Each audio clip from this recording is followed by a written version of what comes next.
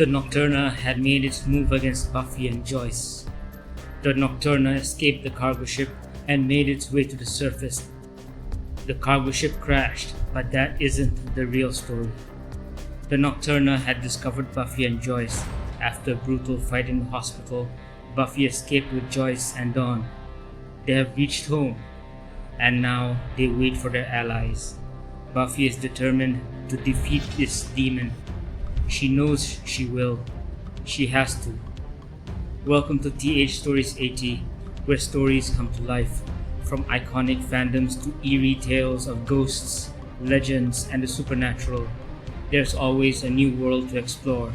Now, let's begin Chapter 3 of The Truth of Us. Let's dive in. Stargate Command, a few minutes later. Both General Carter and Selmac were still astonished upon hearing that one of the creatures responsible for murdering hundreds of Tok'ra was on Earth, in the city of Sunnydale. General Carter turned to a concerned Daniel, then to Teal'c, who asked if it was possible to reach Sunnydale faster than by conventional aircraft. General Hammond shook his head. The trip to the Sunnydale Army base will take nearly 4 hours, he said. George, General Carter said urgently, from what I saw in Vorash, these things are killing machines. The people in Sunnydale are in danger if we don't get there now. In 4 hours, we could be looking at hundreds, maybe thousands of deaths, all caused by one creature, Teal'c said solemnly, his hands clasped behind his back. There has to be something we can do, Daniel said, frustration in his voice. George, Carter continued, wincing as he considered a risky idea. We need a ship, preferably a Teltac, that can get us to Sunnydale fast. He paused, then added grimly, and, look, I know this is a bad idea, but I need to see the surface of Vorash. Hammond had already begun to piece together what Jacob was thinking and was about to ask if he was serious. But Carter pressed on. The Tok'ra have other safe worlds that are just a hop and a skip away from Earth through hyperspace, Jacob said. But I know they don't have spare ships. He drew a deep breath, then continued. Let's assess the situation on Vorash. If there's a way to lure those things near the Stargate and hit them with heavy weapons fire, the structural integrity of the cargo ship may be compromised in a blind attack, Teal'c cautioned. Jacob nodded. The cargo ship is parked some distance from the gate. If we can somehow draw the creatures toward the event horizon, we could neutralize them, Daniel said. And if there are many left? Jacob exhaled. Then I'll contact safe worlds further out. But even with hyperdrive, those ships would take nearly an hour to get here. After a moment's thought, Hammond nodded. He instructed Walter to dial Vorash. Once the stargates were connected, Walter activated the map, which was lying on its side. The image on the screen was distorted, breaking up. However, from what they could see, there were no creatures in sight. It was daytime, and the Vorash sun shone down on them on the desert planet. But no movement or signs of the creatures were visible. Looks empty, Daniel said, leaning forward as he studied the monitor. But the image is breaking up, so... Hammond grabbed the microphone next to Walter and ordered a new map brought down to the gate room. Do it, he said with a nod. Then turning to Walter again, he instructed him to contact O'Neill. After all, they were still en route to Peterson Air Base. Speaking to both O'Neill and Major Carter, Hammond explained the new plan. Instead of continuing to Peterson, they were to return to the SGC, travel off-world to commandeer a Teltac, then fly it directly back to Earth, specifically to Sunnydale. 10 minutes later, not only had O'Neill and Major Carter returned to Cheyenne Mountain, but the new map was also ready to deploy through the Stargate to Vorash. Hammond and the others watched intently as the live feed from the mouth came through. The area around the gate was still empty. In the distance, they could see the Teltac, its hull glinting under the bright Vorash sun. The mouth continued to roll forward, its camera swiveling toward the location of the overturned, damaged mouth. There were no visible signs of the creatures. The images seemed to confirm that the creatures were no longer on the surface. Satisfied, General Hammond approved a recon mission to Vorash. In the meantime, the new map would continue scanning the surrounding area to ensure that none of those murderous creatures were lurking nearby.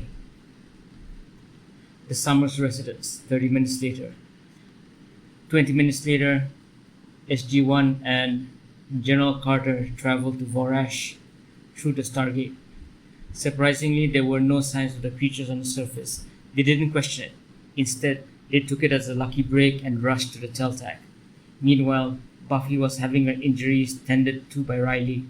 At the same time, Willow and Tara activated a magical barrier around the house, hoping it would keep out any demons long enough for them to identify and devise a plan to beat the creature.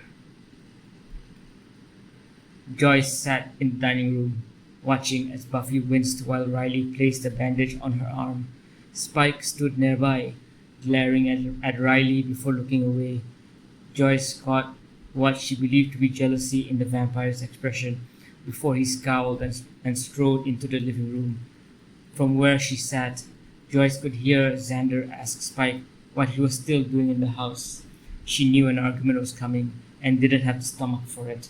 There was a larger threat out there, something hunting them, and she wanted to scream at them to remember that. Taking a deep breath to calm herself, Joyce stood and walked into the kitchen, then out the back door. The house felt too stuffy, too close. On the porch, she stopped and shook her head. The same alien monster that had been part of the pack that destroyed her entire village was here, on Earth. A sickening thought gripped her. It's come for us, for me and Buffy, for Gina and Artemis. It followed us, but how? And why now? Joyce gripped the wooden railing and leaned forward, shuddering as the memories came rushing back. The lifeless expression on her mother's face, the terror etched into Caresa's features. She couldn't shake the images.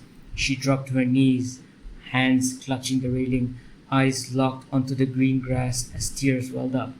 The thought of that thing hurting Buffy made her stomach turn. And now there was Dawn too. It would come after Dawn. It would come after all of them. Tears streamed down her cheeks as dread filled her. Joyce, are you... Giles opened the back door and paused when he saw her sitting on the porch, wiping tears from her face. She looked up, trying to regain control. Don't tell Buffy I was crying, she said quietly. Giles nodded. From inside, they could still hear Spike shouting, telling Xander he'd rather see them all dead than be around them. Giles sighed and stepped outside, gently closing the door behind him. He knelt beside her. Are you all right? He asked softly. Joyce didn't know how to answer that. Instead, she whispered the only thing on her mind. Is Buffy all right? She will be, Giles answered. Joyce, I know this demon is... We need to leave. Leave Sunnydale, Joyce whispered, shaking her head as the screams of those who had died echoed in her memory, screams she heard while running with Artemis in her arms. Giles reached out and gently held her trembling hands. Joyce looked down at them, then up into his eyes. What we're facing, she said softly. It isn't a demon. Rupert, it's not. I swear it's not what you, Buffy, Spike, or Riley think it is. It's not a demon. We have to get away from here as fast as possible. Joyce, Giles said, trying to calm her. Willow and Tara saw something fall to earth.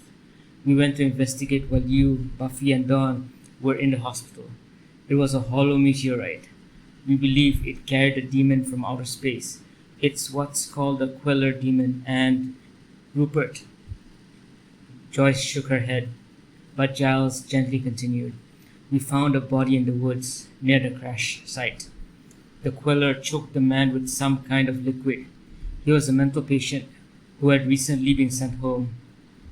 Joyce closed her eyes and lowered her head. The Queller attacks people who are mentally ill, Giles went on. It kills them, and Rupert, listen to me. Joyce's eyes were filled with desperation now. She needed Giles to understand. She needed him to believe her.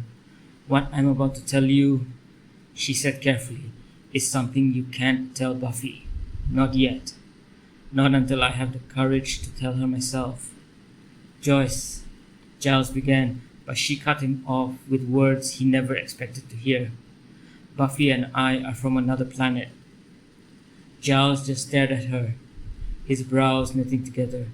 He opened his mouth, unsure what to say, as Joyce pressed on. We were born on a world called Ashura.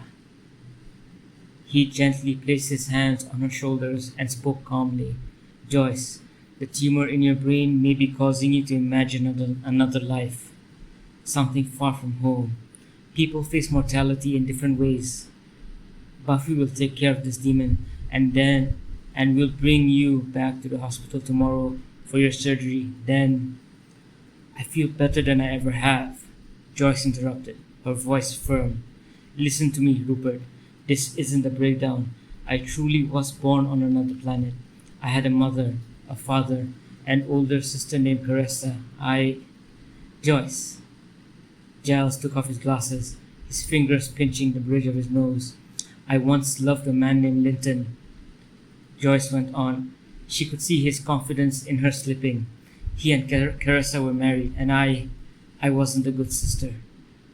Joyce, Giles said again, more sternly now, though still in a whisper. Caressa and Linton had a baby, said Joyce, tears welling in her eyes again. My niece, my beautiful niece. Caressa gave her the name I suggested, Artemis. I held her in my arms when those monsters attacked. Rupert, my mother died at the hands of those things. I was going to run to the next village with Caressa and a few others behind us. But, dear God, they died. Rupert, I saw my sister die at the hands of these creatures. Men, women, and children, all killed, and Joyce. Giles shook his head slowly. I was holding Artemis in my arms as we ran, Joyce said, locking eyes with Giles.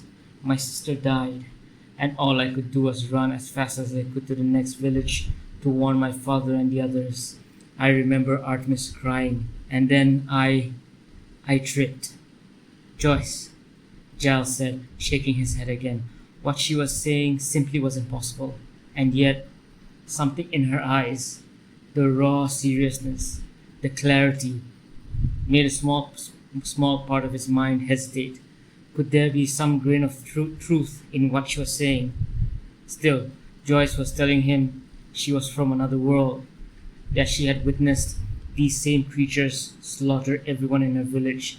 How could that be real?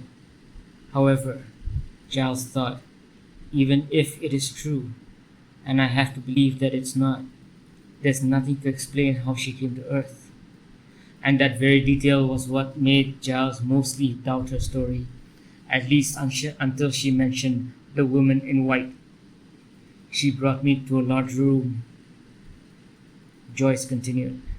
There were banners and torches on the walls. I was crying, Artemis was crying, and the woman in white told me she couldn't bring back the dead. She said a child should never grow up without a mother. Then she called out to one of the men. I think they were monks. She asked if they were from the Order of Dagon, and did you say the Order of Dagon? Giles asked, his eyes going wide. That's where the woman took me and Artemis, Joyce said, noticing the stunned expression on Giles's face. That's where my real memories end. From there I remember my life as Joyce. I remember giving birth to Buffy. I remember having Dawn. their first steps, their childhood. I remember all of that. But I also know that Buffy is Artemis. She's my sister's daughter, my niece, and, good Lord, Giles breathed, glancing at the closed door, beyond which were Buffy and the others, then back at Joyce, who wiped away her tears with the back of her hand. He had never mentioned the Order of Dagon to her. It wasn't something she could have stumbled upon in everyday conversation. So how could she know? Could she actually be telling the truth? Giles was about to say something when Tara burst through the door, panic written across her face. Spike smelling something coming this way. Blood. A lot of blood. Everyone froze. A loud guttural roar echoed in the distance. Joyce and Giles rose to their feet, exchanging a glance. Giles's mind was spinning. Could everything Joyce said be real? There was no time to dwell. He followed Tara back into the house, urgency in every step. Inside, a vamped-out Spike snarled at Riley. "We need to get all the help we can get. I'm smelling human blood, a lot of it." Willow handed Buffy an axe, which the Slayer grabbed in her dominant right hand. Then she handed crossbows to Riley and Xander before hurrying back to the weapons chest. She closed the lid just as Buffy turned to her mother and sister. "Mom, Dawn, get to the basement," she ordered. But before they could move, Spike suddenly lunged towards Willow, yelling, "Get back!" To Buffy, it felt as if time had slowed. Spike's snarl echoed in her ears. At the same moment, the wall behind Willow exploded inward. Buffy instinctively stepped forward. Willow's back was to the wall. She had just handed a weapon to Xander. Buffy was only inches behind Spike, who now leapt forward. Behind them, chaos erupted. Claws slashed through flying debris. Screams filled the room. Buffy didn't see Riley pulling a screaming Dawn to safety, nor Giles dragging Joyce away. She didn't see Xander shoving Anya to the floor before scrambling toward Tara. She only saw Tara, her face twisted in horror as she screamed. Buffy turned to look. Her blood turned cold. She saw the reason for Tara's anguish reflected in her own tear-filled eyes. Spike was swatted away mid-air by the Nocturna's massive claw. He crashed into the couch. Buffy's gaze dropped to the claws that had pierced Willow's chest, blood-soaked and brutal. "Willow?" Buffy's voice broke, her face contorted with anguish. Willow was bleeding profusely from her chest and mouth. Buffy locked eyes with her, those soft, green eyes, but there was no spark left, nothing. Still, Buffy called to her as if her voice could bring her back. "Willow!" She heard Tara scream again, the sound barely registered. The Slayer was numb.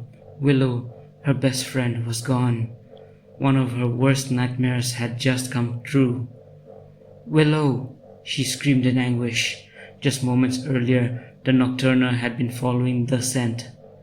Buffy and Joyce's scent, and it got Buffy's scent finally. A familiar trace that pulled it toward the house. There, surrounded by others, was its target, but the Nocturna went for the closest one first, and it just happened to be Willow. The creature broke through the wall like a cannonball just as Willow turned away. Its claws punched into her back, ripping through organs, shattering her heart. Her life ended in a heartbeat. The Nocturna roared at the chaos. It saw Buffy, the blonde it had come for, clutching a weapon. Then it saw Spike, mid-leap, with the face of a monster. It sniffed the air. Decay. This one should be dead. The Nocturna wondered how Spike was alive, something it might investigate later. For now, he was interfering. It pulled Willow's lifeless body away from him and flung him across the room. Spike crashed past Buffy and onto the couch. The Nocturna roared again, louder this time. Buffy yelled to Giles, "Take Mom, Dawn, and the others. Get out." Giles hesitated. he saw Willow's blood pooling on the floor. "Go!" Buffy screamed again, eyes locked on her friend's body. Then she turned and screamed at the Nocturna in fury. She raised her weapon and charged. But she stopped when she heard another scream behind her. "Dissolvo!" yelled Tara, her hands clenched into fists. A glowing blue orb formed at her side and shot toward the Nocturna. The impact pushed the creature back just as Buffy rushed it again while the others were being led out of the house. Tara screamed the spell a second time, her voice cracking with both rage and grief. More orbs of blue light smashed into the Nocturna's back as it swung Willow's limp body, flinging blood in all directions. As the creature staggered, Buffy leapt at it, rage etched on her face. She brought the axe down in a powerful arc, but the Nocturna swatted her from midair. She crashed through the living room window, grazed the porch railing, and landed hard on the lawn outside. The Nocturna licked its lips and stared at Tara. With a growl, it tossed Willow's motionless body to the floor and prepared to pounce. Tara continued firing blasts of magic from thin air, her tears streaming freely. The Nocturna stepped back under the assault, then roared, only to be pelted by arrows. The shafts dented its hardened scales, but failed to pierce the flesh underneath. It turned towards Riley, who stood in the doorway, crossbow raised. At the same time, the creature sensed the Slayer stirring behind it on the lawn. The Nocturna let out another guttural roar at Riley, then glanced back at Tara, her face streaked with tears. It leapt at her, but Spike intercepted the creature mid-air, slamming it into a wall. "Get out of here, now!" Joyce shouted. "Go!" screamed Spike, just before the Nocturna threw him to the ground and stepped on his chest. With a snarl, Spike grabbed its foot and pushed back with all his strength as Buffy staggered to her feet. Blood seeped through the bandages on her slashed arm, which now hung uselessly at her side. She spotted the axe on the grass. Buffy turned to her mother. "Stay with Dawn," she ordered, her voice tight. Joyce nodded, shielding the sobbing girl. Buffy snatched the axe and darted around the side of the house. She leapt through the hole in the wall just as the Nocturna drove its claws into Spike. With a furious cry, Buffy brought the axe down hard into the creature's shoulder. A sickening crack echoed through the room as the blade sank deep into its scales. The Nocturna howled in pain and flung Spike into the foyer. Buffy yanked out the axe and rolled away just as the monster turned on her, its claws slashing through the air. Spike crashed through a wall and tumbled onto the porch. Dawn screamed. Buffy dodged to the side and swung again, burying the axe in the creature's ribs. It shrieked, but over the din, Buffy caught a glimpse of Willow's body on the blood-soaked carpet. Her best friend wasn't breathing. Buffy screamed in anguish. The Slayer's power surged within her. She rose to her feet, fury lending her strength. Blow after blow, she struck the creature. It bled from numerous wounds, but still it advanced. "Are you obsessed with me or something?" Buffy panted. "Do I remind you of someone or—" The Nocturna stopped, chest heaving. It stared at Buffy. It remembered. The baby from all those years ago, this was her, but the strength she now showed was beyond anything it had expected. It looked toward the open front door where Joyce stood frozen, not in fear, but in defiance, and the Nocturna loved it. The hunt, the resistance, the fight, it wanted to devour Buffy even more. But then it caught another scent. Spike. The creature could hear him running toward the hole in the wall, attempting a surprise attack.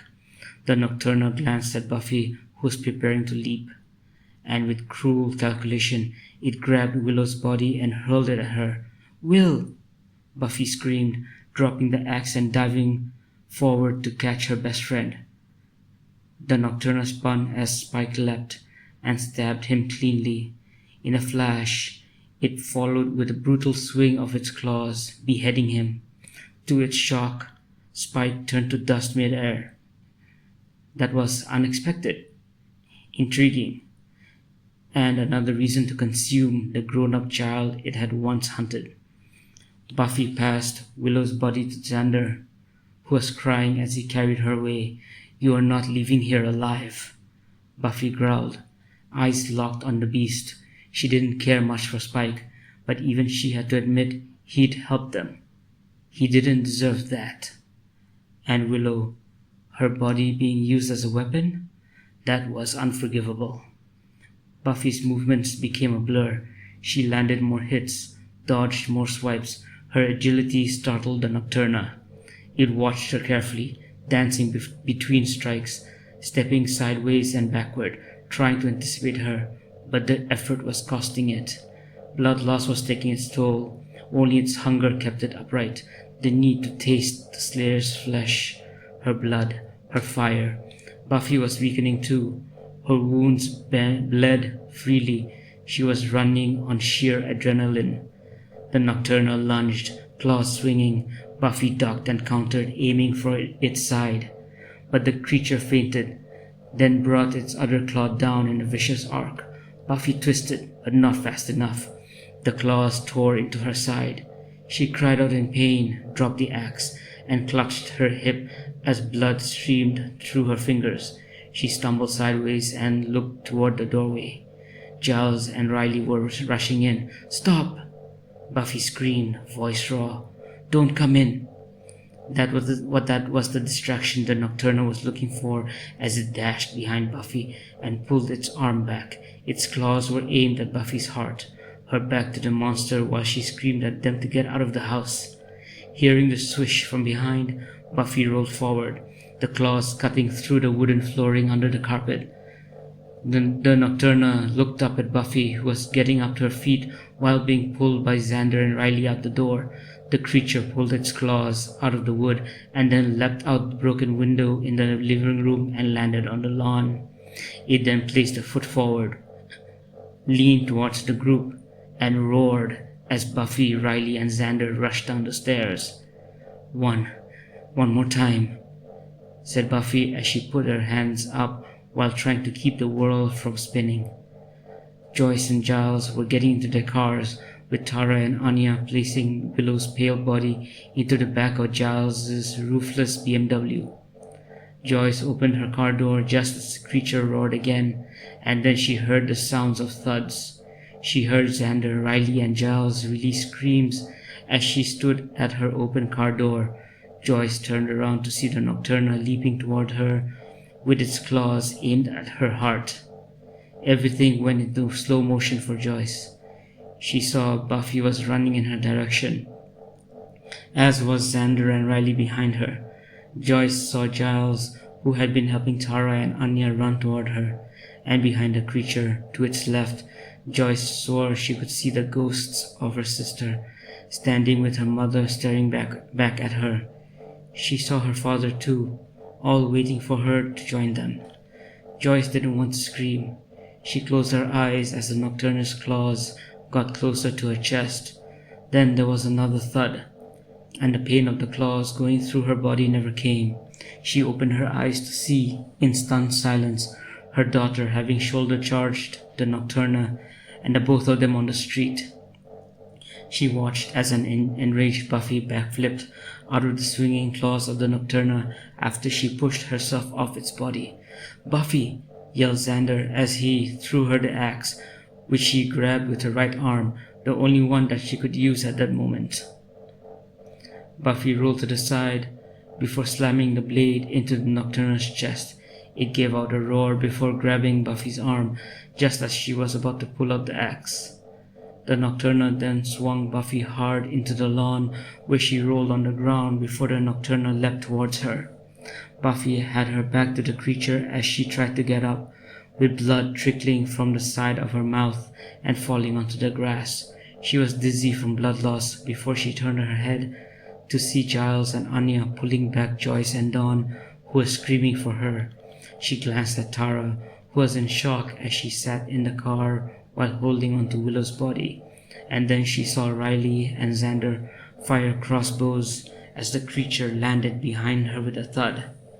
She saw Riley throw the crossbow to the side and run towards her just as the Nocturna pulled back its arm, its claws aimed at Buffy's heart. The creature itself was getting dizzy as well from losing even more blood, which flowed down its body. But now it could finally gut Buffy and taste her. Gwawul Teltak. 2 minutes ago, the cargo ship was traveling through Earth's upper atmosphere when the SGC contacted General Carter and SG-1 with urgent news. Multiple calls had come in from the vicinity of 1630 Ravello Drive, reported sightings of an animal matching the description of the creature seen on television. The fact that this was happening in a residential neighborhood posed a serious problem for SG-1's plans. Colonel O'Neill requested that the team be transported to the location. The SGC transmitted the coordinates, and the ship accelerated toward the address. Soon it was hovering several hundred feet above a suburban home. Scans revealed a man, Riley, charging at the creature only to be stabbed in the chest. The creature then bit into its neck and tore it off. SG-1 watched in horror as the body was thrown violently onto the street. "Jacob, use the rings and get us down there," the colonel ordered urgently. He and the rest of SG-1 rushed toward the teleportation rings. On the ground, the creature pulled its arm back, ready to strike the unconscious blonde slayer lying on the grass. Inside the ship, General Carter piloted them until they hovered directly over the street. He then pressed a button. The Nocturna was about to drive its claw into Buffy when it heard a familiar sound, the same one that had exposed its kind during the Tok'ra base attack on Vorash. It stepped back and looked to its left as rings of light descended from the sky. Giles and the others turned toward the sound as well. The Watcher looked up and could just barely make out the triangular silhouette of a ship high above. "What the hell?" Xander muttered, just as the flash of light shot down through the rings. The Nocturna's red eyes locked onto the energy column. As the rings retracted, 4 armed figures appeared. One of them bore the same scent as the ones it had consumed on Vorash. "Everyone down!" Colonel O'Neill shouted as SG-1 opened fire. Giles instinctively pulled Joyce behind the car. Anya yanked Dawn to safety, while Xander leaped into the backseat of the BMW, shielding Tara with his body. Buffy remained motionless on the grass. Armor-piercing rounds cracked through the Nocturna's organic scales, digging into the flesh beneath.